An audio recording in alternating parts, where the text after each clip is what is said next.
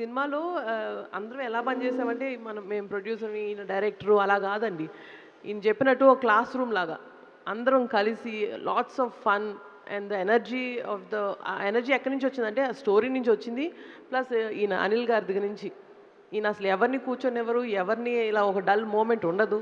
ఈయనతో ఉన్నప్పుడు ప్రతిసారి ప్రతి మోమెంట్ నవ్వు, ఫన్ను, ఎంటర్‌టైన్‌మెంట్ అండ్ ఆల్సో ఇప్పుడు ఆయన అన్నట్టు ఈ సినిమాలో it's not just only full entertainment ప్రతి moment is only for fun and comedy కాదు. It is a very deep emotional connect ఉంది. As a women I can tell family sentiment is a huge base for the story.